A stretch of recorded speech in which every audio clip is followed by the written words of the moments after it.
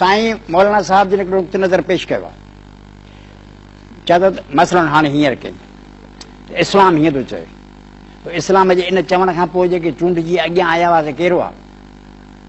उहे कातल ऐं जलाद न हुआ जिन ॿियनि मुल्कनि ते हमला करे लखनि माण्हुनि खे मारायो।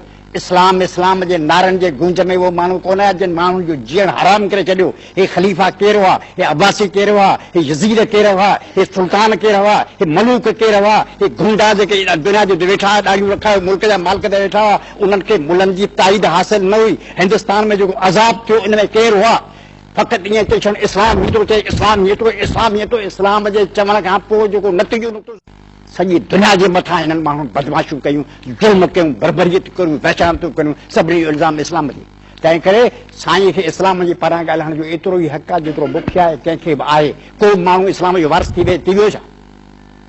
हिते दुनिया जे अॻियां रिकॉर्ड पियो आहे, जेके हिन जा चूंडियल माण्हू जेके हुआ साम्हूं अॻियां बीठा आहिनि, इहे छा था कनि?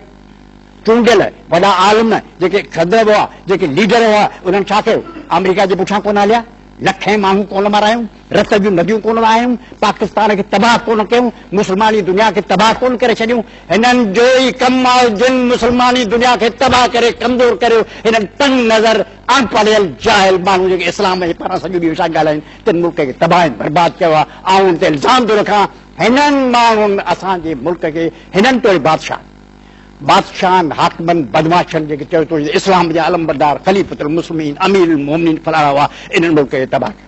तव्हांजूं फ़ौजूं अमर बिन आस जी अॻवानी हेठि सिकंदरिया ते हमिलो करे आयूं, असांजूं फ़ौजूं हमिलो करे आयूं, कहिड़ो मिस्र वारनि अची असांजा धाड़ा आया हुआ जंहिंमें पाण खां करे हलियासीं। बुश बि मज़हब जी जंग विड़ी, सभु हिंदुस्तान जी बि पाण ॻाल्हि करे वियासीं ॿियनि जी, त पोइ जेको इस्लाम जी जेका जहाद जी ॻाल्हि तव्हां कयो था पिया, त उन्हनि खे बि त जवाबु त इस्लाम खे बि त ॾियणो आहे न। जवाब हेॾी चरिया ॾींदा, चरिया मोलानी वेठा सही ॾींदा। मुंहिंजी ॻाल्हि मुलान जी या इल्मु आहे, हिननि खे जंग जो फन अचे थो, हिन खे डिप्लोमेसी अचे थी, हिननि पढ़ियो आहे, हिन जदीद दौर खे मुतालो कनि, काल कदा छा थींदा? ही दौर, हिन दौर जूं ज़बरदस्त तक़ाज़ाऊं जंहिंमें माण्हुनि खे समुंड पीअणो आहे। हिननि में को अफ़ाल हुजे, को हुजे, का सम्झ हुजे, का ॻाल्हि हुजे, सॼो ॾींहुं रखूं फलाणो हीअं थियो, फलाणो हीअं थियो, ॾाढे अदब जूं वारियूं ॻाल्हियूं वेठा कनि। भई उन्हनि ॾींहंनि में इहे ॻाल्हियूं ठीकु हुयूं, अॼु जी हिननि खे कहिड़ी ख़बर?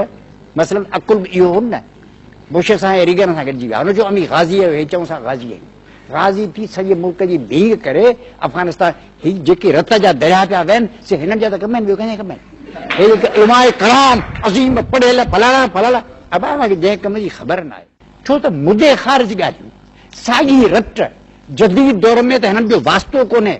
इनकम टैक्स छा आहे, बनी छा आहे, भाण मिले थो, माण्हू पढ़नि था, स्कूल में छा पियो थिए, हिननि तइलीमी अदारनि में दहशतगर्दी आहे, गुंडा पढ़ण नथा ॾियनि, हिन ॾे कोन वास्तो आयो तूं ॿुधायो फलाणी तरह हीअं थियो पोइ हीअं थियो पोइ हिन में को अक़ल हुजे, को दिमाग़ हुजे त हिन दौर में बाबा नयूं ॻाल्हियूं खपनि।